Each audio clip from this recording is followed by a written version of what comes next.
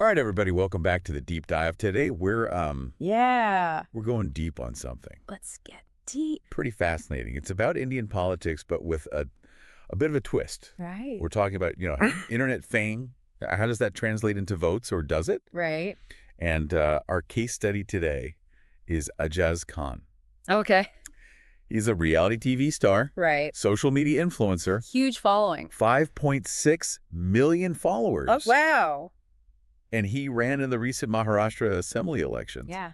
And the result is pretty interesting. Yeah, it is. It really is. It's you would think that all those millions of followers would translate to at least some guaranteed votes. Right. But in the Versova constituency, Oh. he only received 155 votes, Wow. which is actually Mhm. fewer than people who chose none of the above on the ballot. Yeah. For people who may not be familiar, with elections in India, Right. that option is called no TA, Yeah. which basically means, Yeah. all the candidates are so bad you're voting for nobody. Yeah, I've heard that. I've heard that said. Yeah. I've heard that's what that means. And even NOTA got 12,293 votes.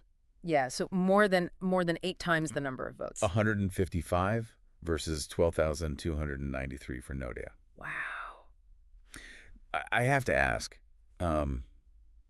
you shared an article where a political analyst suggested that Yeah. Khan's content, while it was popular, it didn't really address any local Versova issues. Could that explain the disconnect? Well, you think about it this way. Yeah. He has a following the size of a city, Yeah. right? And most of the people in that city didn't vote for him. Exactly. Yeah. So were those followers even eligible to vote in Versova? Right. Did his online persona really resonate with the actual concerns of the people in that constituency? Right. Yeah. Those are big questions. It's almost like, these two separate worlds are colliding. It is. You've got this digital world where he's a star, and then you have this on-the-ground reality of an actual election in a specific place. And speaking of reality checks, Yeah. Khan himself, he blamed EVM malfunction Okay. for his loss.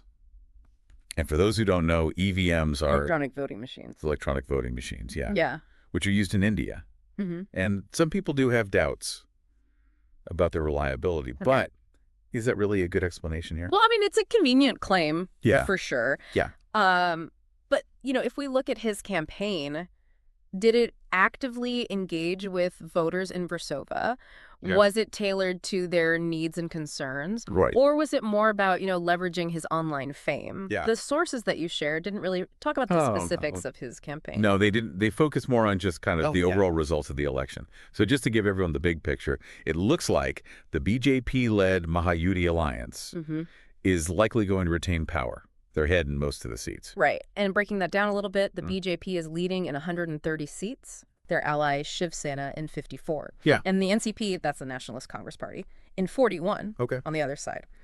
We have the MVA, the Maha Vikas Agadi Alliance, they're trailing, with the NCP at 11 seats, Congress at 18, and Shiv Sena, UBT, at 21. Go. But what's interesting is that Khan's result is unique even within this election. Right. The BJP is winning. Other parties, they didn't have somebody Right. with his level of fame tanking quite so badly.